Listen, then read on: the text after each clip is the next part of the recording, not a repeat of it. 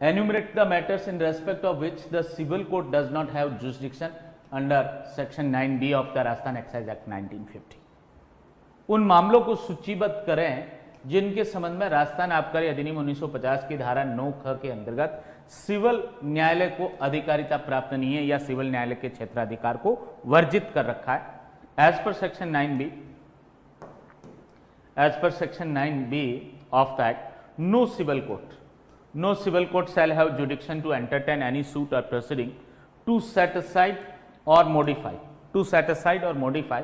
any original order passed by the officer competent to do so under the provisions of the act or any order passed under or referred to in section 9A. Civil court has no jurisdiction to set aside or modify the following orders which fall under the clause A or B of the section 9B. Civil court shall have no jurisdiction to entertain the suit or proceeding for setting aside these orders. In respect of the setting aside these orders, the proceeding or suit are barred, and the jurisdiction of the civil court is barred under section 9B of this act.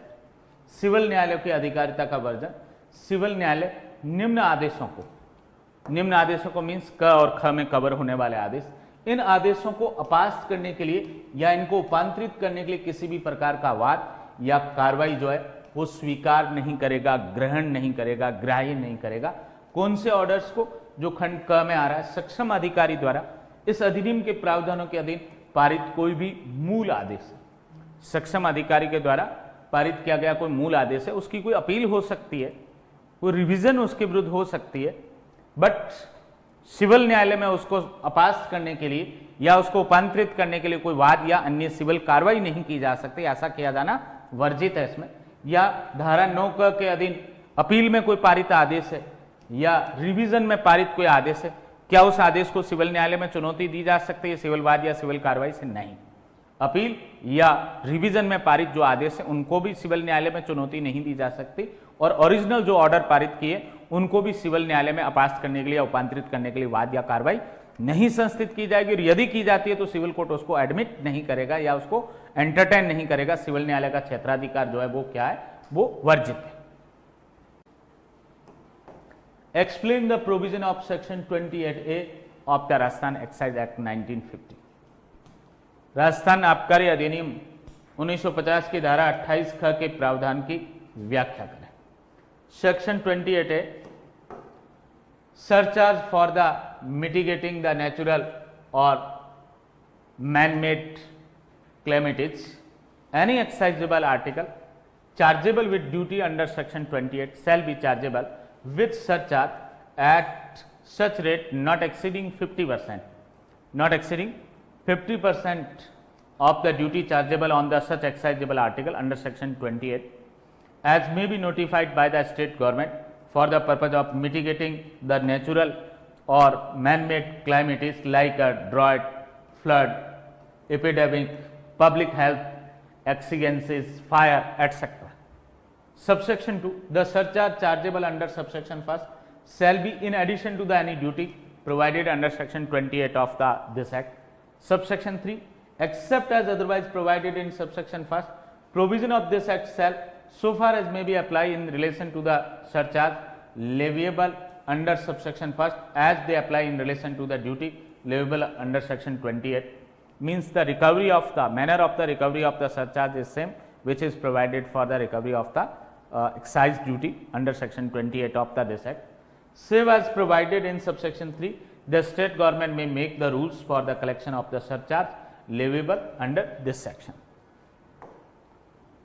Subsection 5, the surcharge collected under this section shall be utilized, shall be used only for this purpose, for the purpose of mitigating the natural or the man-made calamities like a drought, flood, epidemic, public health and exigencies, fire, etc., not for other purpose.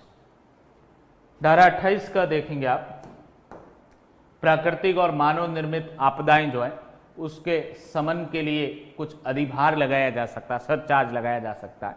उपधारा 1 देखेंगे, धारा 28 के अधीन शुल्क से प्रभारी कोई भी आबकारी योग्य वस्तु ऐसी दर पर अधिभार से प्रभारी होगी, सरचार्ज भी लगेगा उस पर, जो धारा 28 के अधीन ऐसी आबकारी योग्य वस्तु पर प्रभारी शुल्क के 50% से अधिक नहीं होगा। मान लो जो है वो 10% जो है वो एक्साइज ड्यूटी लग रही है, तो उस 10% का मैक्सिमम 50% मीन्स 5% और जो है मैक्सिमम सरचार्ज है वो हो सकता है, वो 1% भी हो सकता है, 2 भी हो सकता है, मैक्सिमम 5 हो सकता है, यदि एक्साइज ड्यूटी है वो 5% है वो लग रही है। और जो राज्य सरकार द्वारा सूखा, बाढ़, महामारी, लोक स्वास्थ्य, अति आवश्यकता, अग्नि इत्यादि जैसी प्राकृतिक या मानव निर्मित आपदाओं के समन के प्रयोजन के लिए मीन्स उनको असिस्ट या हेल्प करने के लिए जो है अधिसूचित की जाए, उस पर्पज से जो है वो सरचार्ज जो है अधिभार है वो लगाया जा सकता है। इस पैसे का जो सरचार्ज के रूप में रिकवरी होगी उनको इन पर्पज के लिए ही लगाया जाए, बाढ़ आदि में जो पीड़ित लोग हैं उनको हेल्प करने के लिए। उपधारा 1 के अधीन प्रभारी अधिभार धारा 28 के अधीन किसी शुल्क के अतिरिक्त होगा। ये जो है वो एक्साइजेबल जो ड्यूटी है सेक्शन 28 के अंदर, उस ड्यूटी के एडिशन में है, ये उसके सब्सटीट्यूशन में जो है इन ल्यू ऑफ है वो नहीं है। वो 28 वाली एक्साइज ड्यूटी भी देनी होगी, प्लस जितना सरचार्ज बनता है इस सेक्शन में वो भी देना होगा।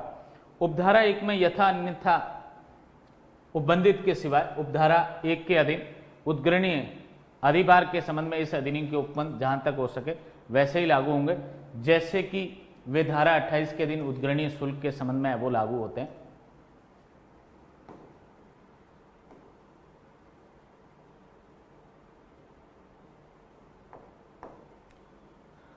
रिकवरी कैसे होगी, जिस तरीके से आबकारी शुल्क की वसूली हो सकती है उसी रीति से जो है ये सरचार्ज भी है वो रिकवर है वो किया जा सकता है। बट पर्पज जो होगा रिकवरी के बाद खर्च करने का वो जैसा सबसेक्शन 1 में दे रखा वो ही रहेगा, और इसको सबसेक्शन 4 में भी क्लियर किया गया। उपधारा 3 में यथा उपबंधित के सिवाय राज्य सरकार इस धारा के अधीन उद्गृहित अधिभार के संग्रहण के लिए वो क्या कर सकती है, नियम है वो बना सकती है। रूल बनाने की जो पावर है वो स्टेट गवर्नमेंट के पास है, और इस धारा के अधीन संग्रहित अधिभार का उपयोग सूखा, बाढ़, महामारी, लोक स्वास्थ्य, अत्यावश्यकताओं, अग्नि इत्यादि जैसी प्राकृतिक और मानव निर्मित आपदाओं के समन के प्रयोजन के लिए ही किया जाएगा, किसी अन्य प्रयोजन के लिए उपयोग नहीं किया जा सकता। What is the meaning of the exciseable article under the Rajasthan excise act 1950? Rajasthan आबकारी अधिनियम 1950 के अंतर्गत आबकारी योग्य वस्तु का क्या अर्थ है या क्या परिभाषा है? एज पर section 3 subsection 4 Rajasthan excisable article means and includes, excisable article means and includes spirit, fermented liquor or any alcoholic liquor for human consumption or denatured spirit or denatured spirituous preparation. Second, any intoxicating drug. Third, still or other appellants for distillation. Fourth, fermented wash or other material for the distillation. And fifth, any other article. Any other article which the state government may from time to time declare to be an exciseable article for the purpose of this act. Anything which fall under the any one of the 5 category is exciseable article for the purpose of this act. आबकारी योग्य वस्तु को जो है धारा 3 के खंड 4 में परिभाषित किया गया है। क्या है, इससे अभिप्रेत है और इसके अंतर्गत शामिल है ये 5 प्रकार की चीजें। क्या? स्प्रिट, खमीरित शराब, कोई मद्यसारिक शराब जो मानवीय उपभोग के लिए हो, या विकृतचित स्प्रिट या विकृतचित स्प्रिट युक्त निर्मित। सेकंड, कोई मादक औषधि द्रव्य। थर्ड, भभका या आस्वन के लिए अन्य कोई सादित्र। फिफ्थ, खमीरित वॉश या आस्वन के लिए अन्य पदार्थ। एंड फिफ्थ, कोई अन्य वस्तु जिससे राज्य सरकार समय समय पर इस अधिनियम के प्रयोजनार्थ क्या घोषित करे, आबकारी योग्य वस्तु घोषित करे। इन 5 में से किसी में भी कवर होने वाली चीज क्या कहलाएगी, एक्साइजेबल आर्टिकल या आबकारी योग्य वस्तु कहलाएगी। Next one, discuss the provision of appeal and revision under the Rajasthan excise act 1950। Rajasthan आबकारी अधिनियम 1950 के अंतर्गत अपील और पुनरीक्षण के संबंध में प्रावधान की चर्चा करिए, एक्सप्लेन करिए। Section 9A of the Rajasthan excise act 1950, as पर section 9A, an appeal shall lie to the excise commissioner from any order passed by an excise officer under this act. The one appellate authority is excise commissioner, to the excise commissioner from the any order passed by the any excise officer under this act. And second appellate authority, the division bench of the Rajasthan Tax Board. Appeal lies to the division bench of the Rajasthan Tax Board constituted under section 88 of the Rajasthan Value Added Tax 2003 from any order passed by the excise commissioner under this act otherwise than on appeal. If the any order has been passed by the excise commissioner, original order has been passed by the excise commissioner, then appeal lies to the which authority against such order? To the division bench of the Rajasthan Tax Board. Provided that no appeal shall be entertained unless it is accompanied by a satisfactory proof of the payment of 25%. Yes, sir. 25%.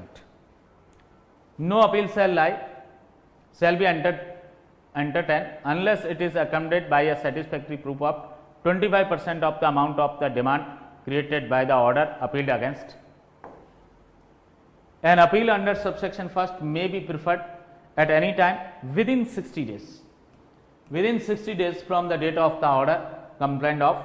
Subsection 2 is concerned to the limitation period for preparing appeal, and that is 60 days. The decision of the excise commissioner or the division bench of the Rajasthan Tax Board, as the case may be, on such appeal shall be final. Shall be final subject to the result of the revision, if any, under subsection 4. The division bench of the Rajasthan Tax Board may, the division bench of the Rajasthan Tax Board may revise, क्या है word? Revise,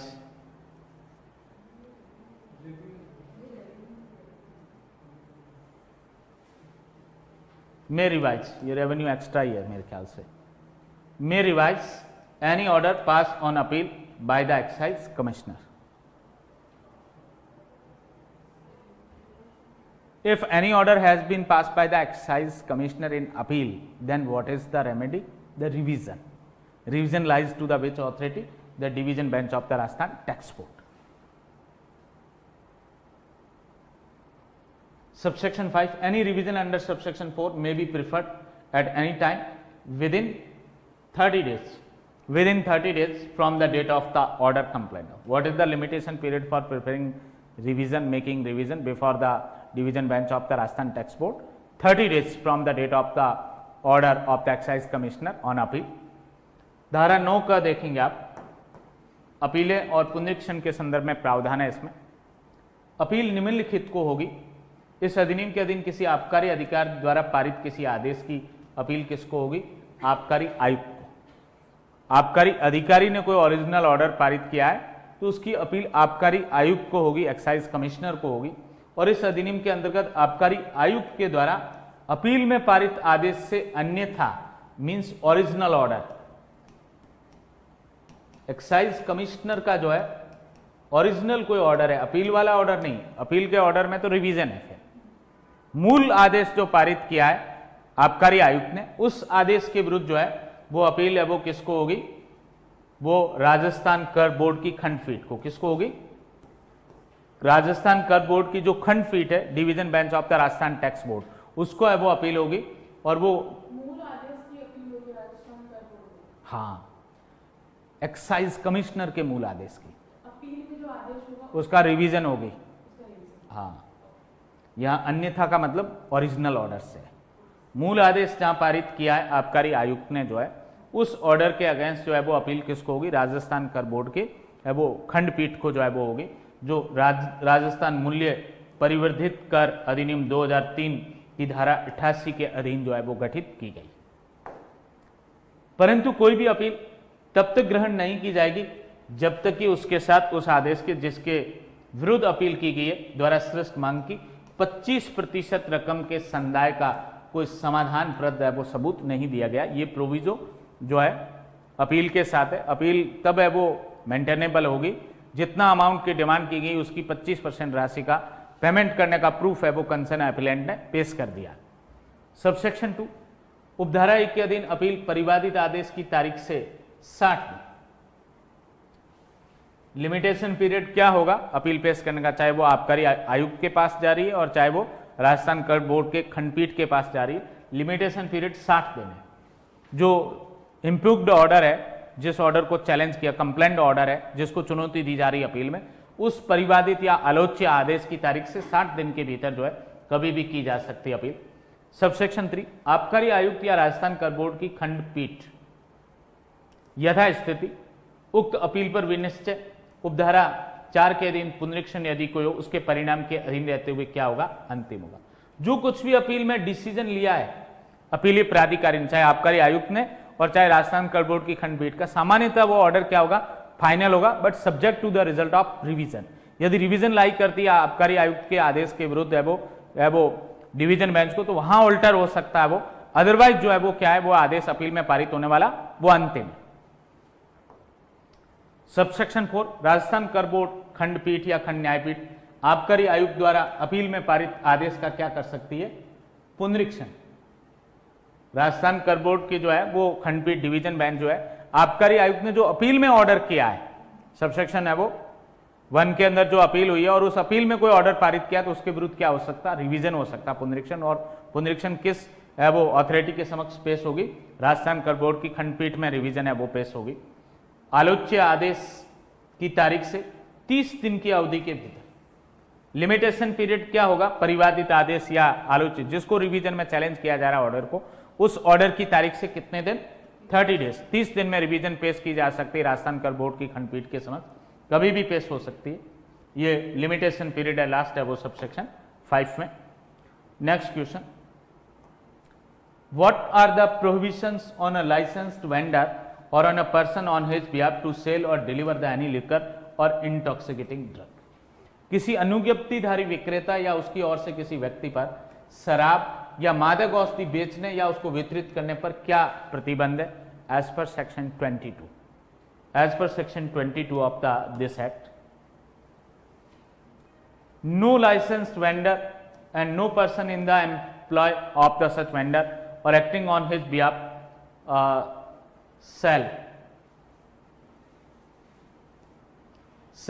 sell or deliver the any liquor or intoxicating drug to any person apparently under the age of the 18 years, to any person of the unsound mind, to any soldier on duty and in uniform except with the permission of the proper officer of the unit to which the soldier belongs. And explanation, the provision of this subsection applies whether the liquor or intoxicating drug is sold or delivered to a person for consumption by himself or by any other person, and whether the sale or delivery is for the consumption on the premises of the vendor or otherwise. Both the circumstances the provision of the subsection 1st of section 22 applies.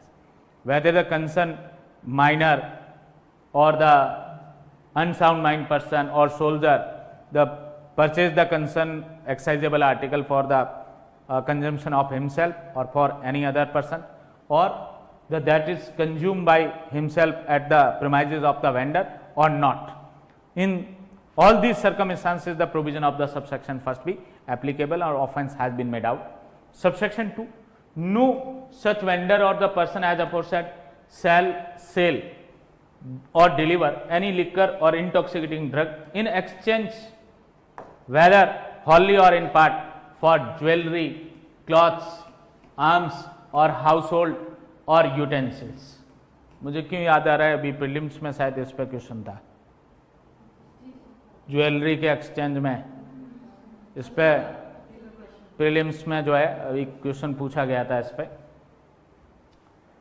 It is also prohibited in exchange of the jewelry, clothes, arms or household utensil that shall not be delivered or sold the any excisable article by the vendor or the any other person who employed by the vendor or acting on behalf of the vendor. धारा 22 देखेंगे आप, कतिपय व्यक्तियों की या अमुक रीति से या अमुक परिस्थितियों में विक्रय आदि का प्रतिषेध। कोई भी अनुज्ञप्त विक्रेता या उक्त विक्रेता के नियोजन में स्थित या उसकी ओर से कार्य करने वाला कोई व्यक्ति किसी भी शराब या मादक औषधि द्रव्य का विक्रय और परिधान निम्नलिखित व्यक्तियों को नहीं करेगा जो खंड क, ख और ग में कवर होता है। 18 वर्ष से कम आयु के किसी भी व्यक्ति को, मीन्स माइनर को, विकृत किसी भी व्यक्ति को, पागल व्यक्ति जो है, लुनेटिक है, अनसाउंड माइंड, उसको भी नहीं करेगा। और थर्ड, उस इकाई के जिसका वो सैनिक है, समुचित अधिकारी की अनुज्ञा के बिना ड्यूटी पर तैनात वर्दीधारी सैनिक जो है, ड्यूटी पर तैनात वर्दीधारी सैनिक को जिस इकाई से उसका संबंध है, कंसर्न सैनिक का, उसके समुचित अधिकारी की अनुज्ञा के बिना उस वर्दीधारी जो है वो सैनिक को, जो ड्यूटी पर तैनात है, उसको भी है वो ये मादक औषधि द्रव्य और आबकारी योग्य वस्तु है वो विक्रय करना है और परिदत्त करना है, वो क्या है, प्रतिषिद्ध है। चाहे शराब या मादक औषधि द्रव्य किसी व्यक्ति को उसके श्रम के उपभोग के लिए या किसी अन्य व्यक्ति के उपभोग के लिए विक्रित या परिदत्त की जाए, और चाहे विक्रय या परिधान जो है वो विक्रेता के परिसर पर हो या अन्यथा उपभोग के लिए हो, इस उपधारा के उपबंध उन सभी परिस्थितियों में लागू। वो माइनर, अनसाउंड माइंड पर्सन और वो सोल्जर अपने खुद के पीने के लिए ले जा रहा है तो भी इस सेक्शन के प्रावधान लागू होंगे। अपने फैमिली मेंबर, गेस्ट वगैरह उनके लिए ले जा रहा है, उस केस में भी प्रावधान लागू होंगे। वो खरीदने के बाद वहीं बैठ के पी रहा है तो भी लागू होंगे, और कहीं दूर ले जाके पी रहा है उस केस में भी लागू होंगे। यथापूर्वक कोई भी विक्रेता या व्यक्ति किसी भी शराब और मादक औषधि द्रव्य का विक्रय या परिधान चाहे पूर्णतः या अंशतः गहनों, कपड़ों, शस्त्रों और गृहस्थी के बर्तनों से विनिमय करके नहीं करेगा। कुछ चीजों के बदले शराब आदि की बिक्री है वो नहीं की जाएगी। गहनों के बदले, कपड़ों के बदले, कोई पिस्तौल, बंदूक आदि जो है शस्त्र है उनके बदले, या घर के जो बर्तन है, भगोले, थाली आदि जो है उनके बदले जो है वो शराब का विक्रय है वो नहीं करेगा। ऐसा किया जाना उस वेंडर के लिए, उस विक्रेता के लिए, विक्रेता के नियोजन में जो व्यक्ति सेल्समैन आदि है उसके लिए, और उसकी ओर से कार्य करने वाला कोई व्यक्ति, उनके लिए क्या है, प्रतिषिद्ध है। Define the following terms like lanced poppy heads, चिरे हुए पोस्ट डोडे, defined under the 314A of the Rajasthan Excise Act. Lance poppy hats means the capsules of the opium poppy plant, whether in their original form or cut or crushed or powdered, from which the juice has been extracted.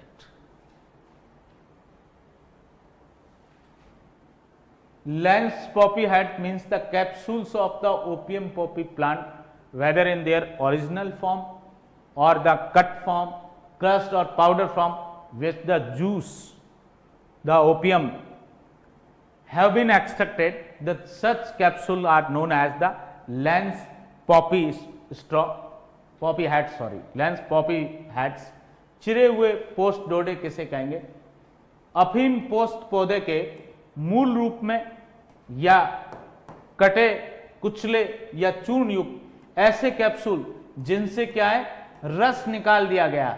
रस जो है उससे क्या बनता है, अफीम बनता है, ओपियम है वो बनता है, रस उसमें से निकाल दिया गया है, और वो खाली जो डोडे जो है अफीम के पौधे के, वो चाहे मूल रूप में जैसे पौधे पर लगे हुए थे वैसे हैं, या उनको काट दिए गए हैं रस निकालने के लिए, या कुचल दिए गए हैं रस निकालने के लिए, या रस निकालने के बाद उनको चूर्ण बना दिया गया है आटे की तरह, इनमें से किसी भी रूप में है वो कैप्सूल जो है, जो अफीम पोस्ट पौधे से है वो निकाले हुए और उनमें से रस निकाल दिया गया है, ऐसे कैप्सूल है वो क्या कहलाएंगे, वो चिरे हुए पोस्ट डोडे या डोडा पोस्ट है वो कहलाएंगे।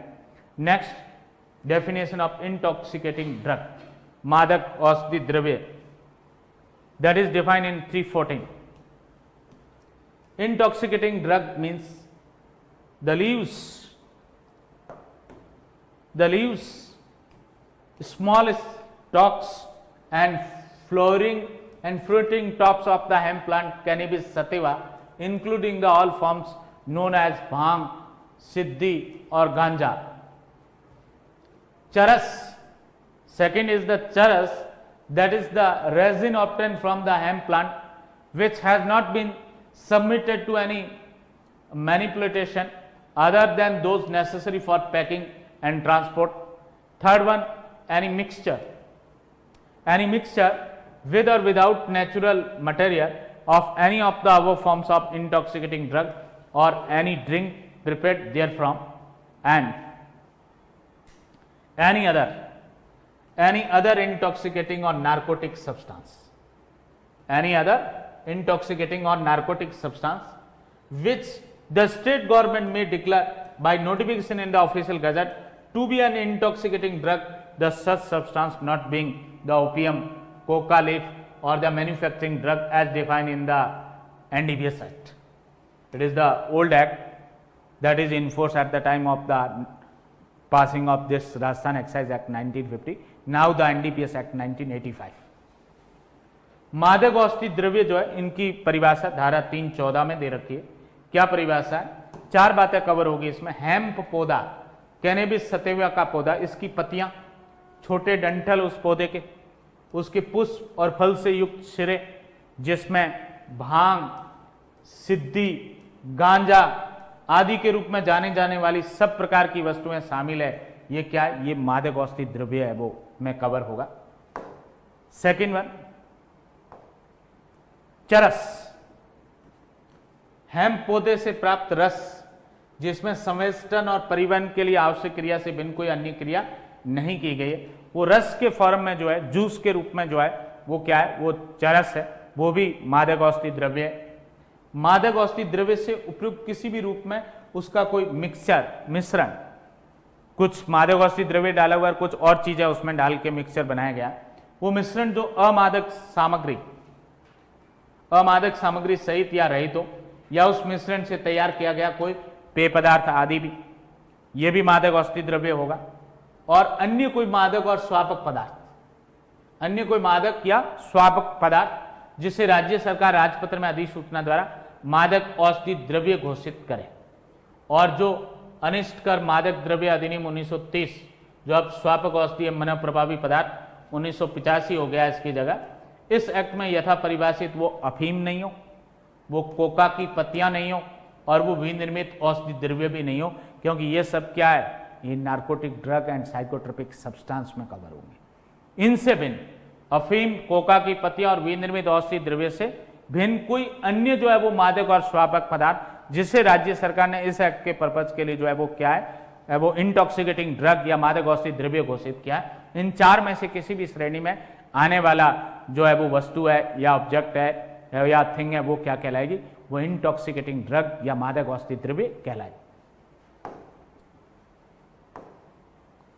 Next, definition of liquor. 315 of the Rajasthan Excise Act is concerned to the definition of liquor. Liquor means intoxicating liquor and includes the spirit of wine, spirit, heritage liquor, wine, toddy, pachwai, beer, and all liquid consisting of or containing the alcohol, as also any substance which the state government may from time to time by notification in official gazette declare to be liquor for the purpose of this act. Generally, liquor means the intoxicating liquor and includes all these 8 things. Any one of the 8 is liquor for the purpose of this act. धारा 315 में देखेंगे आप, शराब से क्या अभिप्रेत है? नशीली शराब, बिना नशे वाली शराब नहीं, नशीली शराब जो है वो शराब है, और इसके अंदर कुछ चीजें और शामिल है, जैसे वाइन स्प्रिट शामिल है, स्प्रिट वाइन शामिल है, ताड़ी शामिल है, पच्छावर शामिल है, बियर शामिल है, और समस्त द्रव्य जिसमें क्या हो? एल्कोहल हो। क्या हो? समस्त द्रव्य जिसमें मद्यसार हो, या जो मद्यसार से मिलकर बने, और ऐसा कोई भी पदार्थ जिसे राज्य सरकार समय समय पर राजपत्र में अधिसूचना द्वारा इस अधिनियम के प्रयोजन के लिए शराब घोषित करे, वो भी है, वो शामिल है। इसमें एक तो हेरिटेज लिकर मुझे एक्स्ट्रा दिख रहा जो हिंदी में नहीं दिखा। स्प्रिट ऑफ वाइन, स्प्रिट, ताड़ी, पचवई, बियर, ऐसा था क्या इसमें?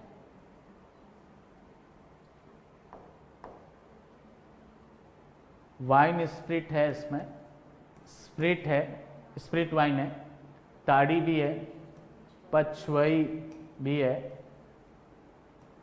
बियर भी है, और समस्त द्रव्य जिसमें मद्यसार है या मद्यसार से मिलकर बनते हैं। ये नहीं मिल रहा मुझे इंग्लिश में इधर। स्प्रिट वाइन और स्प्रिट अलग अलग होती है क्या? वाइन स्प्रिट और स्प्रिट वाइन होगा अलग, दो शब्द अलग अलग यूज लिए ना, स्प्रिट ऑफ वाइन और स्प्रिट।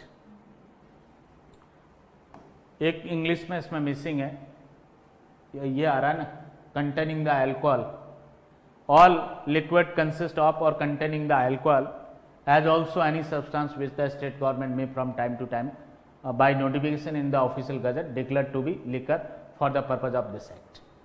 तो जिसमें अल्कोहल है या जो अल्कोहल से मिलकर बना है वो भी क्या है, लिकर है, और इसके अलावा भी ऐसा कोई पदार्थ, ये लास्ट जो है,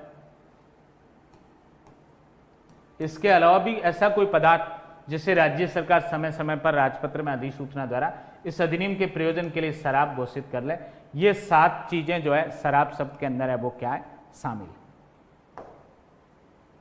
next one, definition of excise revenue that is defined under 3(8) of the Rajasthan Excise Act.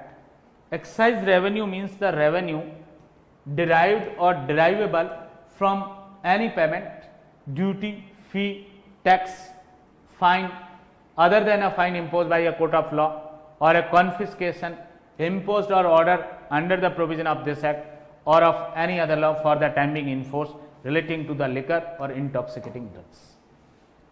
Excise revenue is the revenue which derive or derivable from any payment, duty, fee, tax or fine which is imposed by the excise officers etc., not imposed by the court of the law, or a confiscation imposed or order under the provision of this act or of any other law in force relating to the liquor or intoxicating drug. आबकारी राजस्व से जो है वो क्या अभिप्रेत है, आबकारी राजस्व से अभिप्रेत है इस अधिनियम या शराब, मादक औषधि द्रव्य से संबंधित तत्समय प्रवर्त किसी अन्य विधि के उपबंधों के अधीन प्राप्त या प्राप्त किए जाने योग्य कोई भुगतान, कोई शुल्क, कोई फीस, कोई कर या विधि के न्यायालय द्वारा अधिरोपित जुर्माने से भिन्न कोई जुर्माना या अधिरोपित या आदेशित अधिहरण से प्राप्त और प्राप्त किए जाने योग्य कोई भी राजस्व। ऐसा कोई राजस्व जो कहां से प्राप्त हुआ है या प्राप्त होने योग्य है, वो इस अधिनियम के प्रावधानों या शराब और मादक औषधि द्रव्य से संबंधित कोई अन्य विधि है उसके अनुसार जो है वो भुगतान के रूप में, शुल्क के रूप में, फीस के रूप में, कर के रूप में, जुर्माने के रूप में जो कोर्ट ने इंपोज नहीं किया हो, आबकारी अधिकारियों आदि ने इंपोज किया, ऐसा कोई जुर्माना या अधिहरण, इनसे प्राप्त होने वाला कोई भी जो है वो राजस्व क्या कहलाएगा, वो एक्साइज रेवेन्यू, वो आबकारी राजस्व है वो कहलाएगा। Next, definition of pachwai that is defined in 3(18). Pachwai means a fermented rice, millet or other grain whether mixed with any liquid or not, or any liquid obtained therefrom whether diluted or undiluted। APO mains में भी पूछी गई थी ये परिभाषा। पचवई की परिभाषा 3(18) में दे रखी है। क्या परिभाषा है? पचवई से अभिप्रेत है खमीरित चावल, मिलेट और अन्य अनाज। पचवई से क्या अभिप्रेत है? खमीरित चावल, मिलेट और अन्य कोई अनाज, चाहे उसमें कोई द्रव मिला हुआ है या नहीं है, और उससे प्राप्त कोई द्रव चाहे उसे तनुकृत किया गया है या नहीं किया गया। खमीरित चावल, मिलेट और अन्य अनाज क्या है? पचवई है। उसमें कोई लिक्विड या द्रव मिलाया हुआ है तो भी वो पचवई है, नहीं मिलाया हुआ है तो भी पचवई है, और उससे प्राप्त कोई द्रव जो है, इनसे खमीरित चावल से, मिलेट से, अन्य अनाज से प्राप्त जो है वो कोई द्रव, उसको तनुकृत किया है या नहीं किया है, दोनों परिस्थिति में वो क्या होगा? वो पचवई कहलाएगा और वो शराब की डेफिनेशन में कवर होता है। नेक्स्ट